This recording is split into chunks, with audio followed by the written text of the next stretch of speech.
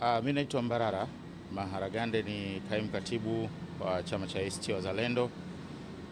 Kama ambavyo wameeleza mawakili wetu juu ya shauri ambalo liko mbele yetu, chama cha ACT Wazalendo hatukuridhika na maamuzi ya Mahakama Kuu Masjala Kuu ya Dodoma ambayo imetoka wiki iliyopita, na hivyo chama pamoja na mgombea wetu wa urais ndugu Luhaga Johnson Mpina tumeamua kuchukua hatua za kukata rufaa. Tuna imani kwamba mahakama italipa uzito na kulisikiliza kwa haraka shauri hili ili chama kiweze kupata haki ya kuwa na mgombea na mgombea wetu aweze kupata haki ya kushiriki katika uchaguzi huu. Asante.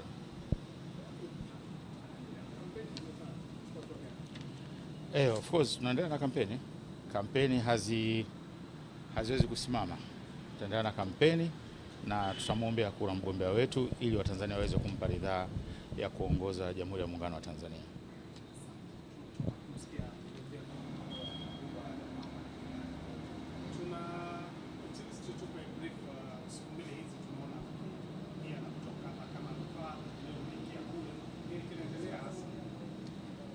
Asante.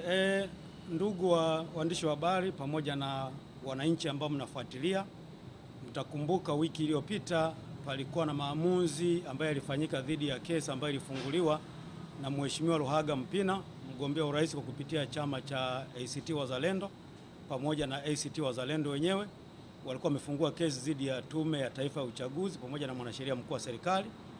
Kwa hiyo baada ya yale maamuzi kufanyika Dodoma, maamuzi ambayo kimsingi yalimuengua Mheshimiwa Luhaga Mpina kwenye nafasi ya muhimu ya kugombea urais wa Jamhuri ya Muungano wa Tanzania, nafasi ambayo ni ya kikatiba ya nchi hii, Mheshimiwa Luhaga Mpina ameamua kuchukua hatua ya kukata rufaa Mahakama ya Rufaa ya Tanzania, na hivyo siku ya leo tumekuja kukamilisha taratibu za rufaa. Tumeshafaili rufaa ambayo rufaa yetu ni nambari 4960 ya mwaka 2025. Kwa hiyo tumeshafungua rufaa. Kwa sasa hivi ambacho kimebakia, tunategemea sasa mahakama iweze kupanga utaratibu, kwa maana ya kupanga jopo la majaji ambao watakwenda kuisikiliza hii kesi. Lakini tunaamini kwa sababu kesi hii ni kesi ambayo ni ya umma, sio ya ACT na sio ya Mpina peke yake, naamini mahakama itaipa uzito ambao inastahili, kama ambavyo toka tumeanza hizi kesi za Mpina, kwa sababu tumekuwa na kesi nyingi za Mheshimiwa Mpina, mahakama imekuwa ikikimbizana kwa kuhakikisha inaisha haraka kwa sababu ya uzito, lakini pia ukizingatia muda wa kuelekea uchaguzi mbakia muda mdogo sana.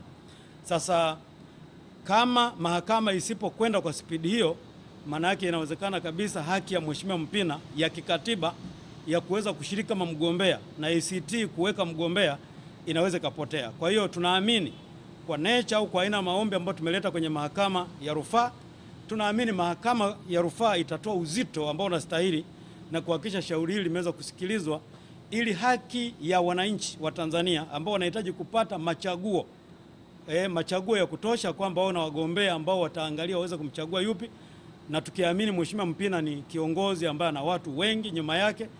Kwa hiyo ni kesi ambayo kwa kweli ina uzito mkubwa, inatakiwa isikilizwe kwa wakati. Kwa hiyo kiufupi ni jambo ambalo tunaamini litakuwa lienda hivyo. Lakini pia kwa kusisitiza niseme, tumekuwa na kesi nyingi kwenye nchi hii ambayo mahakama imeweza kusikiliza kwa spidi ambayo ni kubwa, tena nyingine hazina uzito wa kikatiba kama hii ya Mheshimiwa Luhaga Mpina. Kwa hiyo tunaamini kama hizi kesi zingine za kawaida, kuna zingine tulikumbuka, kwa mfano kuna ile nyingine alitumia uchawi Iringa, Mheshimiwa jaji alivyoiona tu aliitisha kesho yake na maamuzi yakafanyika na haki ikatendeka. Sasa hii ya kikatiba tunaamini mahakama yetu itatoa uzito ambao unastahili, ili tuhakikishe mchakato huu wa uchaguzi unazingatia misingi ya haki na Mheshimiwa Mpina pamoja na Watanzania wanapata haki ambao wanastahili. Kwa kifupi, sisi kama mawakili, haya ni wachache nataka tuzungumze, na labda kesi hii tumekuwepo toka mwanzo, tupo kwenye jopo, yupo wakili John Seka hapa ambao ndio senior counsel. Kwa itifaki zetu leo amenipa nizungumze, lakini mimi naitwa Edison Kilatu ambao tupo kwenye timu, lakini leo wakili mwenzetu hayupo, anaitwa Jasper Sabuni pia. Kwa hiyo kwenye timu yetu tumekuwepo hivyo. Kwa hiyo tunaamini kwa sasa hivi Mheshimiwa Jaji Mkuu ataweka utaratibu wa kuhakikisha hili shauri labda linapangiwa jopo na kusikilizwa kwa wakati. Tukiangalia siku zimebakia chache sana za kuelekea uchaguzi. Of course kwenye maombi yetu vile vile tumeomba kuona mahakama iweze kutoa angalau zuio, ili angalau Mheshimiwa Mpina asipoteze haki yake, kwa sababu kama kesi ikisikilizwa kabla ya kuwepo zuio lolote ikasikilizwa kwa kuchelewa, maana kesi itapoteza mantiki, na hatuamini kama mahakama yetu inaweza kuruhusu shauri letu liende tufanye kama vile tunafanya mchezo wa maigizo ya kawaida. Tunaamini wataipa uzito ili kuhakikisha hata maamuzi baadaye yakitoka basi yatoke kipindi ambacho upande wa Mheshimiwa Mpina na upande wa wananchi ambao wapo nyuma ya Mheshimiwa Mpina wahakikishe kwamba haki yao ina uhakika na kwamba hatuendi kama tunafanya zoezi tu la patapotea, bali hiyo ni zoezi ambalo lina mantiki na lina msingi, na zoezi ambalo kila mtu akiona aone kabisa linaenda kuleta matunda ya muhimu. Kwa kifupi ni hayo, na kwa kumalizia niseme tunaamini mahakama itaenda kutenda haki kwa sababu tuna hoja za msingi juu ya rufaa yetu. Kuna mambo mengi sana ambayo tunaamini kwa kupitia kesi hii yakiamuliwa yataenda kutengeneza msingi mzuri sana wa kisheria, na msingi ambao baadaye utasaidia hata mahakama zingine za chini zitakapokuwa zinasikiza maamuzi mengine au mashauri mengine ya aina hii, kuhakikisha kwamba hatutoi maamuzi ambayo yatakuwa yanaminya demokrasia, bali itasaidia kuweza kukuza demokrasia, kukuza utawala wa kisheria na kukuza mazingira ambayo ni rafiki kwa maana ya civic and political space katika nchi ya Tanzania. Basi kwa kifupi ni hayo, nawashukuru sana. Maombi yetu ya msingi ni kwamba kwanza tukubaliana na maamuzi ambayo ilitolewa na Mahakama Kuu Masijara Kuu pale Dodoma. Tunaamini mahakama ilielekeza vibaya kwa sababu tulikuwa na mambo ya msingi. Moja, tulikuwa tunapinga ukatiba wa kifungu cha 37 kifungu kidogo cha 6 cha sheria ya uchaguzi wa rais, wa bunge pamoja na madiwani, ambacho kinaitaka Tume ya Taifa ya Uchaguzi iwe Mungu mtu, kwamba ikifanya maamuzi haiwezi kahojiwa popote. Sasa haya ni mambo ambayo yalikuwepo zama za giza. Kwenye nyakati hizi, chini ya katiba yetu ambayo imeundwa kwa msingi wa kidemokrasia, ambayo ibara ya 3 ya katiba yetu inasema hii ni nchi ya demokrasia ya vyama vingi, hatuwezi kuwa na tume ambayo maamuzi yake haihojiwi. Sisi tunachojua ambayo hahojiwi ni Mungu. Wanadamu ni lazima waweze kuhojiwa. Kwa hiyo moja ya hoja ya msingi, sisi tunaamini kifungu hicho kinakiuka katiba yetu ya Jamhuri ya Muungano wa Tanzania, na kifungu ambacho kinaminya utawala wa sheria, kinaminya demokrasia katika nchi, na ndio maana tunataka mahakama isaidie kuweza kukifuta, kiondolewe kabisa kwenye sheria zetu. Hiyo ni moja. Lakini la pili, tunaamini hata mchakato mzima ambao ulimuondoa Mheshimiwa Mpina kwenye kinyang'anyiro cha urais ni mchakato ambao ulikiuka katiba yenyewe na ulikiuka vile vile sheria zingine za nchi, ikiwepo sheria yenyewe ya uchaguzi, kwa sababu alienguliwa kwa kukiuka misingi mingi, ikiwepo haki ya kusikilizwa kabla ya kufanya maamuzi. Lakini hata vigezo ambao walitumia kumwengua tunaamini sio vigezo ambavyo vipo kwa mujibu wa ibara ya 39 ya katiba pamoja na sheria. Kwa hiyo kimsingi hizo ndio hoja zetu. Kwa hiyo maombi yetu ni kwamba tunahitaji mahakama ya rufaa sasa iende ikapitie ule uamuzi na iweze kutengua ile maamuzi, na baadaye ili Mheshimiwa Mpina aweze kurudi kwenye kinyang'anyiro, aweze kupata haki yake ya katiba kwa mujibu wa ibara 21 ya katiba ya Tanzania. Lakini vile vile Watanzania wapate haki yao ya kuwa na variety ya wagombea, kwamba wanavyoenda kuchagua wasiende tu, kwa sababu huwezi kusema unafanya choice kama huna variety ya kuchagua. Ni lazima wawepo watu kwamba mtu anachagua akachague kitu gani. Ni kama nyumbani ukiwa na mboga moja huwezi kuchagua, unakula iliyopo. Lakini sisi tunahitaji watu wapate chaguo, wawepo wagombea wa kutosha. Kwa hiyo tunaamini mahakama ikienda kusikiliza na ikatenda haki, basi Mheshimiwa Mpina kama akifanikiwa kurudi tena, basi tunaamini Watanzania watakuwa wamepata nafasi ya muhimu, lakini na yeye mwenyewe atakuwa amelinda haki yake. Lakini na chama cha ACT Wazalendo ambao ni mdau muhimu ambayo imeweka mgombea, kitakuwa kimepata haki yake vile vile kwa mujibu wa katiba na kwa mujibu wa sheria za Tanzania pamoja na mikataba mbalimbali ya kimataifa, ukiwepo mkataba wa haki za kiraia na za kisiasa mwaka 66 ambao Tanzania imesaini mkataba huo, na mikataba mingine ikiwepo tamko la dunia la haki za binadamu la mwaka 1948 na mikataba mingine mingi ambayo ni sehemu ya sheria za Tanzania. Kwanza kabisa katika hii hatua ya leo ambapo tumekamilisha utaratibu wa kukata rufaa katika Mahakama ya Rufaa Tanzania, kama mlivyosomewa shauri letu namba 4660, kama ambavyo wakili amewabrief hivyo awali, kwamba na mimi kabisa nichukue hatua hii. La kwanza kabisa kuwashukuru sana, kwanza kushukuru sana chama changu ambacho katika mchakato huu wote tumeendelea kuwa nao na hatimaye leo tumefikia katika hii hatua. Lakini la pili, washukuru sana mawakili wetu, pamoja na idadi yao ndogo, lakini wameendelea kufanya kazi nzuri sana katika hatua zote ambazo za kimahakama tulizopitia. Na mtakumbuka kwamba ni mawakili hawa tulivyoenguliwa kinyume cha sheria kabisa na INEC, ambao tulienda kufukuzwa tu tukaambiwa hakuna kuja. asije kuleta fomu. Wakasahau na kwamba INEC zile ofisi zile ni ofisi za umma. Kwa sababu mtu unaweza kumkataza kwenda kwako, lakini huwezi kumkataza kwenda ofisi ya umma. Lakini mimi niliambiwa nisiende ofisi ya umma, mimi na chama changu, na wala ile fomu nisirejeshe pamoja na kuichukua na kudhaminiwa.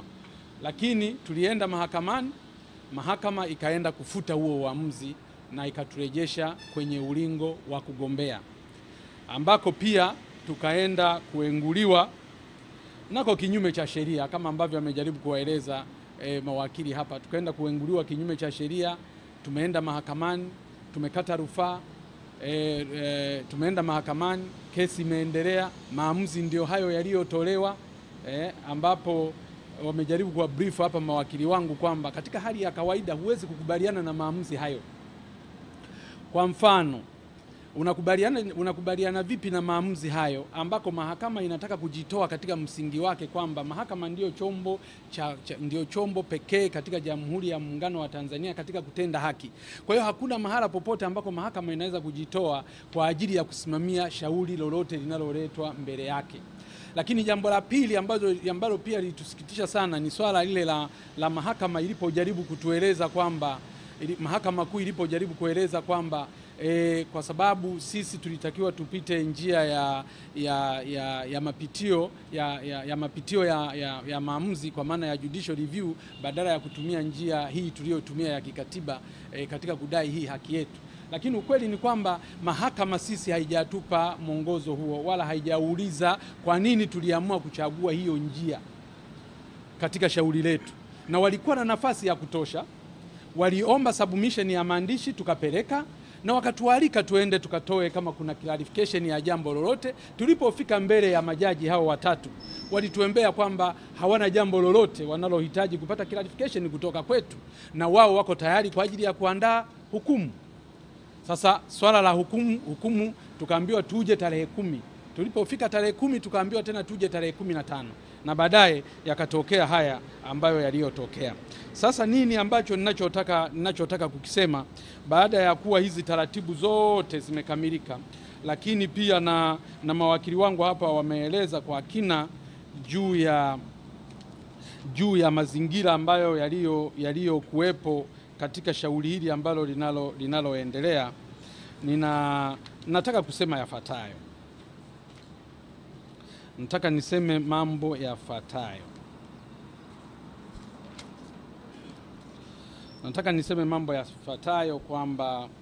Kwamba kwa nini sasa tumeamua kukata rufaa hii katika mazingira haya. Na wengine mnazungumzia kwamba siku zimebaki chache au zimekuaje. Sisi tumepeleka kesi hii mahakama. Mahakama itaenda kuona Mpina na chama chake alienguliwa kwenda kugombea kwa sababu gani. Na je, Mpina la kwanza ana haki yake ya kwenda mahakamani? Ana haki yake ya kupata haki hiyo anayoidai mahakamani? Na kama mahakama ikiamua kwamba inanirejesha kwenye ulingo, lazima ijue kwamba wenzangu wamefanya kampeni kwa siku 60. Sasa leo zimebaki siku 7. Na mpaka mahakama itakapoamua hatujui zitakuwa zimebaki siku ngapi. Kwa hiyo katika utaratibu wa kawaida na ambako wote mnatakiwa muelewe, kwanza sisi tumeenda mahakama mapema sana, sio kwamba tunaenda mahakama leo. Kwa hiyo tume ya uchaguzi ilitakiwa kujua kwamba miongoni mwa wagombea wake iliyowateua katika nafasi ya urais waliteuliwa wagombea 18, nikiwemo mimi, wagombea 18. Wagombea wake 18, kati ya mgombea wake huyo mmoja wa 18 yuko katika vyombo vya sheria akipigania haki yake. Kwa hiyo nini kinachotakiwa kufanyika? Kwa hiyo kuanzia hapo INEC ilitakiwa ijue kwamba kuna mgombea ambaye yupo anaendelea kudai haki yake mahakamani. Lakini katika jambo ambalo sio la kawaida, ambalo sisi na mimi nasikitika kwamba pamoja na mashauri niliyoyafungua mahakamani ya kupinga kuenguliwa kinyume cha sheria na INEC imeendelea na utaratibu kama kawaida. La kwanza, imeendelea kutangaza kwamba ratiba ya uchaguzi itaendelea na uchaguzi ni tarehe 29 Oktoba 2025, bila kujali kwamba mahakama zitahukumu nini katika mashauri haya niliyoyafikisha mahakamani pamoja mimi na chama changu. Lakini tume hiyo imeendelea hata kuprint ballot paper na ndio maana sasa hivi wanaonyesha mfano wa mpiga kura wa nafasi ya urais. Katika hali ya kawaida haikutegemewa INEC leo iprint ballot paper huku ikijua kwamba kuna kesi mahakamani. Katika kuheshimu katiba yetu, lakini katika kuziheshimu mahakama zetu, isingetegemewa INEC wafanye hicho ambacho wanachoendelea kukifanya. Walitegemewa sasa hivi wawe wameshasubiri maamuzi ya mahakama mpaka pale yatakapokuwa yametolewa. Na kwa uzoefu tu jambo hili lisichukuliwe kama jambo la mpina kugombea urais wala chama cha ACT Wazalendo. Tuna wapiga kura milioni 37 ambao wapiga kura wa milioni 37 wote wanasubiri machaguo yao. Vyama vimepewa mamlaka kwa mujibu wa katiba kwa ajili tu ya kuwa mawakala wa kuibua wagombea. Chama cha ACT Wazalendo kilichomuibua Ruhaga Johnson Mpina ni anasubiriwa na wapiga kura milioni 37 ili wamchague na wampigie kura. Anasubiriwa na wananchi wengine waliokosa nafasi ya kujiandikisha kupiga kura zaidi ya wananchi milioni 61 ili awe rais wao. Kwa hiyo wewe INEC hauwezi ukaenda namna hivyo unavyoenda. INEC haiwezi kuendelea namna hivyo inavyoenenda. Tunaangalia hata nchi wenzetu majirani na sehemu zingine wanaoheshimu ukuu wa katiba, wanaoheshimu sheria za nchi. Kenya hapa rais alipingwa mahakamani, ameshachaguliwa na matokeo yameshatangazwa. Akapingwa, matokeo yake yakapingwa mahakamani. Alipopingwa mahakamani, kuapishwa kwake kulisimama. Hawakuendelea na uchaguzi, hawakuendelea na kumwapisha mpaka pale mahakama ilipokwisha kujiridhisha kwamba alichaguliwa kihalali, ndiyo mambo yaliendelea. Lakini hapa kwetu kama nilivyosema, unaona wao wanaendelea tu. Pina yuko mahakamani, kesi inaendelea, kesi imehukumiwa, wao wanaendelea. Pina amekata rufaa, wao wanaendelea. Nadhani kwamba hili jambo sio sahihi sana. Na mimi nasema nimekata rufaa hii mimi na chama changu kwa ajili ya kwenda mahakama ya rufaa, ikiwa ni kukataa kabisa katakata kwamba nchi yetu demokrasia haiwezi kuendelea kubagazwa kwa kiasi hicho. Lakini nimekata rufaa hii ili kwenda kuambia INEC hawana mamlaka ya kuwachagulia wananchi nani anayetakiwa kwenda kugombea.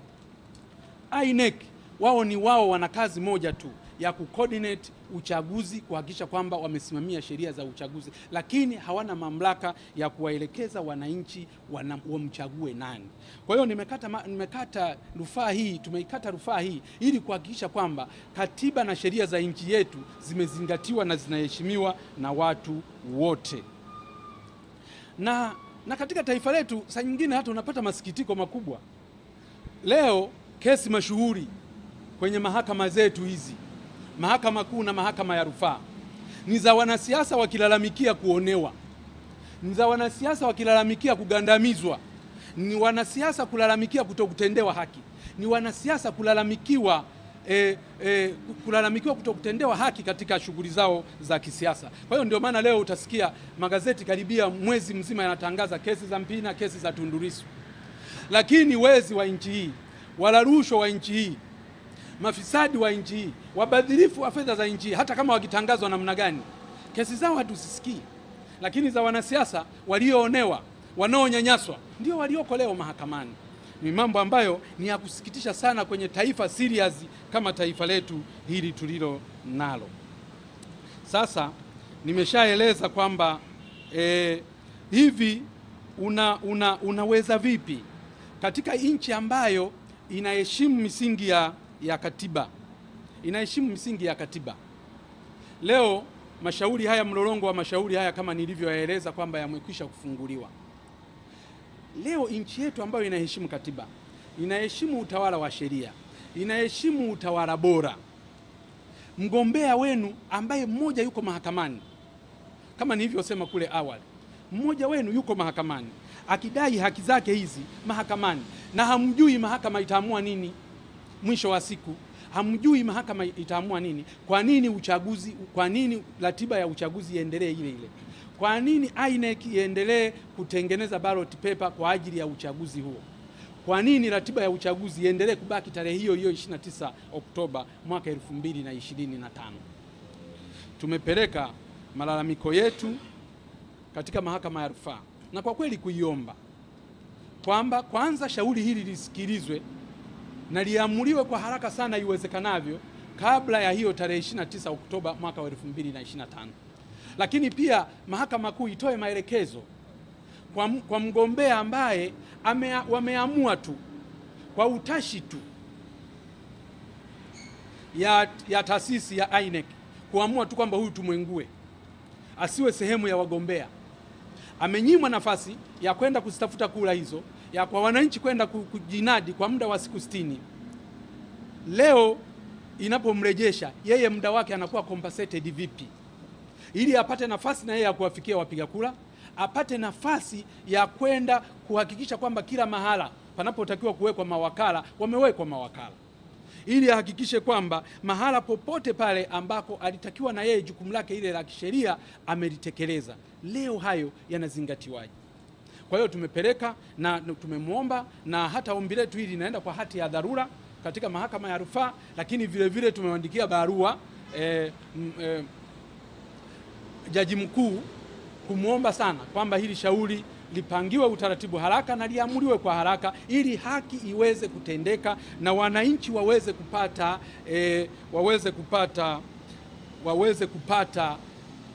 kupata fursa nzuri ya machaguo ya wagombea wanaowataka. Sasa katika kufanya hivyo ndio jukumu ambalo tumekwisha kulitekeleza sasa. Na mimi naendelea kusema tena, nilisema tukiwa Dodoma na hapa narudia kusema kwamba serikali pamoja na mamlaka zote za serikali wanao wajibu wa kutii sheria. Wajibu wa kutii sheria hauwezi ukawa tu kwa ajili ya wananchi.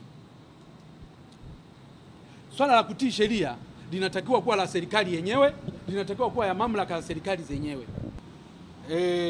Nilikuwa nasema kwamba ukisikiliza mtiririko wote, ukianza kutafakari mtiririko wote, watoka siku hilo nienguliwe kwa kuzuiwa, kwa kufungiwa mageti na mahakama na INEC, na baadaye mahakama ikanirejesha, baadaye nikawekewa pingamizi na mwanasheria mkuu wa serikali na mambo mengine yaliyofuata, ikiwemo na kutanguliwa na msajili na mwenyewe kuniwekea mapingamizi kama alivyoweza kuweka.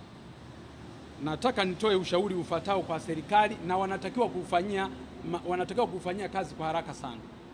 Sasa baada ya kuangalia huu mlolongo wote, na mimi hapa nazungumza nikiwa na ushahidi na vielelezo, kwa sababu nimeanzia msajili, nina vielelezo vyake vya maamuzi yake, nina vielelezo vya maamuzi ya INEC, nina vielelezo vya maamuzi ya mahakama, nina vielelezo vya kila mahala. Kutokana na haya niliyoyaona, na shauri yafuatayo: wananchi wanaodai no reform no election wasikilizwe haraka sana. Wananchi wanaosema Oktoba tunalinda kura wasikilizwe haraka sana kabla ya hiyo Oktoba 2029. Mwaka 2025 wasikilizwe haraka sana kabla ya tarehe 29 mwezi wa 10.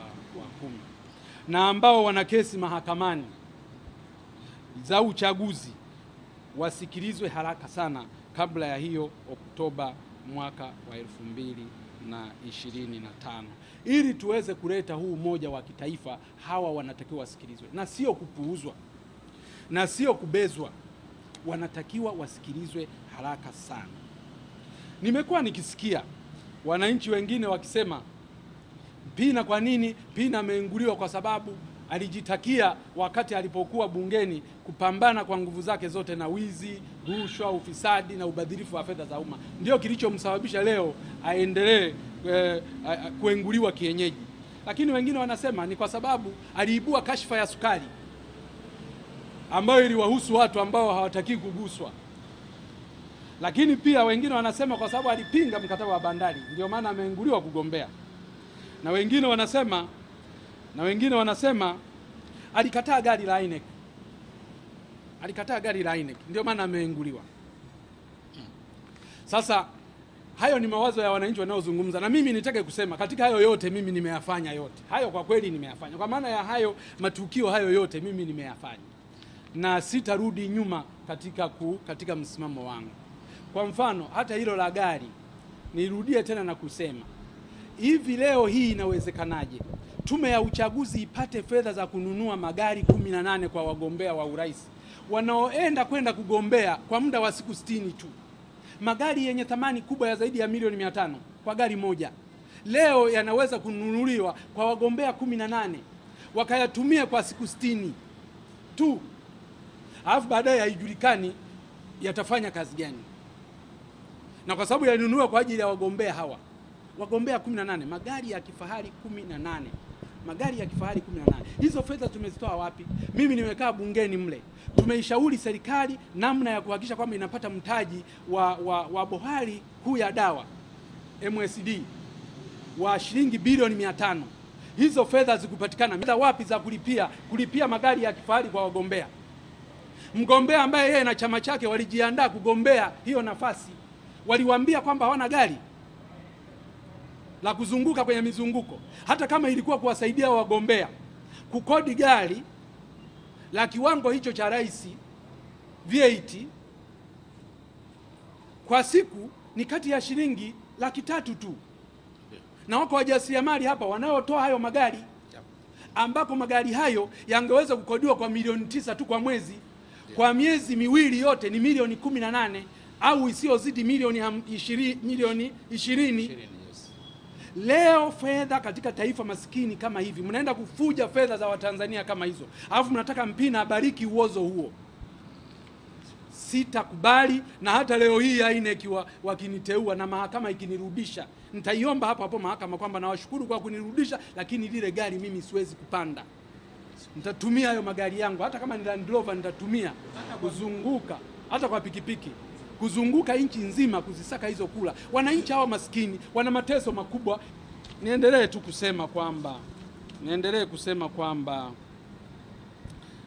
kusema na kwa kuhitimisha maongezi yangu, naendelee kuhitimisha kwa kusema kwamba tunaiomba mahakama itende haki. Nimekuwa nikisikitika sana kwa kweli, siwezi kuficha katika hilo, na nimekuwa nikisikitika na nimekuwa nikihuzunika kuona kwamba toka muda wenzangu wakiendelea na kampeni, mimi niko mahakamani nasubiri tarehe ya kesi. Wenzangu wanapanga ratiba. Ninajua hata masononeko ya wagombea wangu wa nafasi za udiwani, kugombea ukiwa huna mgombea wa urais pale juu. Najua masononeko na mateso wanayoyapata wagombea wangu wa ubunge, kugombea ukiwa huna mgombea nafasi ya juu. Najua mateso yao, lakini najua mateso ya Watanzania wapiga kura milioni 37 na Watanzania wote zaidi ya milioni 61 walivyosikitika kwa kumkosa Mpina kuendelea kujinadi katika kinyang'anyiro hiki cha uchaguzi wa mwaka 2025. Naiomba mahakama iwaishe shauri hili ili tukakizi haja ya Watanzania, na ninaziomba hizo taasisi za serikali, kwa sababu hata sasa hivi nasimama na taasisi za serikali badala ya kusimama basi hata kama nimeshtakiwa ingejulikana, basi kama hata ningekuwa ninashtakiwa basi labda na mwanasheria wa Chama cha Mapinduzi huko. Unamzuia Mpina kwenda kugombea ili ufanye nini? Kwa sababu hata huko mahakamani michezo tu, mara inakatwa rufaa ya aina fulani, mara kinafanyika hiki, mara kinafanyika kile, michezo tu kwa sababu Mpina achelewe. Sasa nataka mahakama, nendeni mkawaibishe, nendeni, tunaomba mtusaidie kutuwaisha kurudi kwa wananchi ili tukapate haki yetu hiyo ya kugombea. Lakini nimalizie mwisho kwa kuwaomba Watanzania, najua wengi wamekuwa wakinipigia simu kuniomba kwamba Mpina bana, na sisi tunataka tuchangie hiyo kesi. Tunajua gharama kubwa wewe na chama chako mnahitaji kusaidiwa ili mchangie hiyo tuwachangie kesi hiyo muweze kupambana ndani ya nchi. Lakini hata tulivyosema kwamba hatuwezi kukomea hapa nje ya nchi, ni lazima taifa letu tuseme kwamba tulishaamua kuwa taifa la kidemokrasia, tulishaamua kusema kwamba ni taifa linaloheshimu katiba, ni taifa linaloheshimu sheria. Kwa hiyo tutapigania haki ya Watanzania ndani ya nchi, tutapigania haki ya Watanzania nje ya nchi. Sasa kwa sababu wale waliokuwa wakiomba namba ya simu pamoja na account kwa ajili ya kuchangia gharama hizi za uchaguzi, namba ya simu ni ya Voda 0759 27 83 88. Narudia, namba ya simu kwa ajili ya kuchangia hizi kesi zinazoendelea ni 0759 27 83 88, na namba ya akaunti ni 50 ni NMB, kwanza ni benki ya NMB, lakini akaunti ni 50 50 252 0952. Narudia, akaunti namba ni 50 50 252 0952 NMB, kwa jina la Luhaga Joelson Mpina. Asanteni sana kwa kusikiliza. Wiki moja sasa imebakia, unadhani uamuzi wa mahakama utasaidia nini?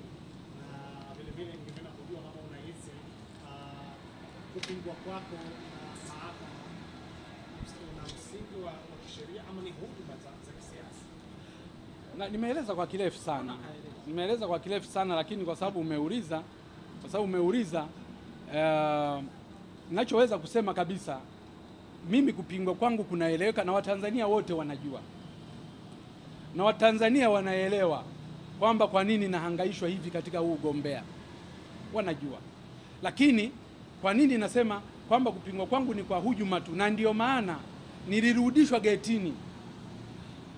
Hakuna sheria yoyote inayowapa mamlaka INEC mgombea ambaye tayari mlishampa fomu, amezijaza fomu hizo, ametembea kutafuta wadhamini, ameapishwa Mahakama Kuu na majaji, mkamzuia kurudisha fomu hizo, na akawa amelipia, mkamzuia kurudisha fomu hizo. Kwa hiyo unaona kabisa kwamba INEC walikuwa na jambo lao nje ya sheria la kuniengua mimi kushiriki kwenye ugombea wa nafasi ya urais. Lakini pia na hizo taratibu zingine, ukiangalia mambo yalivyoenda, alivyoandika kuanzia msajili, alivyoliandaa swala lenyewe msajili, baadaye likaja INEC na baadaye huku mahakamani, unaona kabisa tu kwamba zilikuwa ni agenda ambazo zilikuwa zimeandaliwa kumuondoa Mpina asishiriki kwenye uchaguzi. Na mimi ninachoweza kusema tu ni kwa sababu sijui nisemeje, nitumie lugha gani, lakini kifupi ni kwamba wananiogopa katika hicho kinyang'anyiro. Wanataka uchaguzi wa kujiteua, kwa sababu kama unaweza kutumia mizengwe kuwawengua wenzako, maana yake unataka kulilazimisha taifa hili likuchague hata wewe wasiostahili kukuchagua. Sasa hili Watanzania lazima walikatae, waweke uwanja wazi, tusimame, tuende tukaombe kura watu wote ambao tulishateuliwa na tume na tuna qualify, tulishateuliwa na vyama vyetu, tupate nafasi ya kwenda kuomba kura kwa wananchi. Na ndio maana mahakama tumeiomba, ikiwapendeza watu ruhusu hizo siku 60 tuanze upya ili kila mtu apate haki sawa, aweke mawakala, aweke kila mahala sawa sawa kama haki. Kwa hiyo ninachoweza kusema kwamba nilienguliwa kwa sababu tu ya hila, wala sio kwamba mimi sina sifa. Kwenye fomu, kwenye sifa za kugombea urais, kwenye eneo hilo la vyama vya siasa, lina vipengele viwili tu, kwamba anayegombea nafasi ya urais, ukiziata zile sifa zingine, zile sifa za kisiasa, anayegombea nafasi ya urais ni lazima awe mwanachama wa chama chochote cha siasa kilichosajiliwa. Sasa swali linakuja, Mpina si mwanachama wa chama cha siasa? Mpina ni mwanachama wa chama cha ACT Wazalendo, ni mwanachama halali, aliyelipia ada zake, nadhani tena nimelipia si kwa miaka 10 kama sio 5 wanachama. Kwa hiyo ni wanachama ambao ni endelevu sana, na kwamba amechaguliwa. Sasa inakuja sifa nyingine, amezaminiwa na chama chake.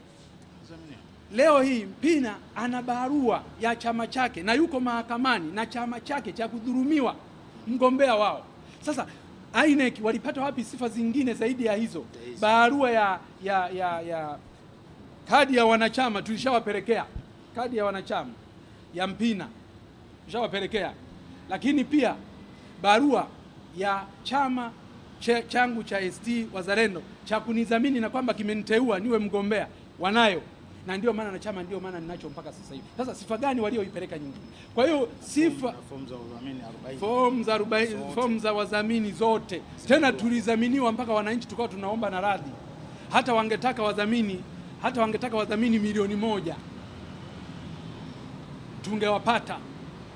Sasa wewe ukisema kwamba Mpina ameingiliwa kinyume cha sheria, sheria ipi? Sheria ya uchaguzi sheria ya uchaguzi ya rais, wa bunge na madiwani ya mwaka wa 2024 inataka hivyo tu, mgombea lazima adhaminiwe na chama cha siasa, lakini awe na barua ya chama chake cha kumdhamini, na katiba ya nchi yetu inasema hivyo hivyo. Je, wiki moja iliyobaki uamuzi wowote utasaidia nini mpira? Uamuzi kwanza tunasema sisi tumepeleka maombi kwa mahakama.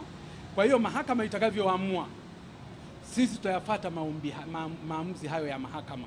Kwa mfano mahakama ikiamua kwamba Mpina tunaongeza siku 60 mbele na tunasimamisha uchaguzi tarehe 29 katika hiyo nafasi ya rais, tunaongeza siku 60, sisi tutakubaliana nayo.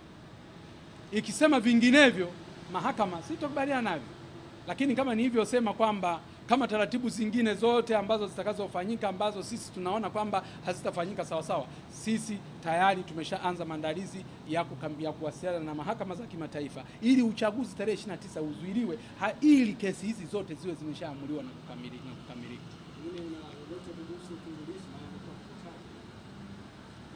Kwanza naendelea kumwombea huyo mwanaharakati mzuri, kiongozi mwenyekiti wa chama cha Demokrasia na Maendeleo Chadema, Mheshimiwa Antipas Tundu Lissu, na kwanza naendelea kumpa pole na hayo mapambano yanayomkabili, na ninataka niseme kwamba viongozi wa vyama vya siasa katika nchi yetu ambayo tunajitambulisha kwamba ni nchi ya demokrasia na tunafanya, na kama ninavyosema, tunafanya documentation ya hatari sana, itakuja kuliumiza sana, watakuja kuumia sana baadhi ya watu katika documentation tunazozikusanya.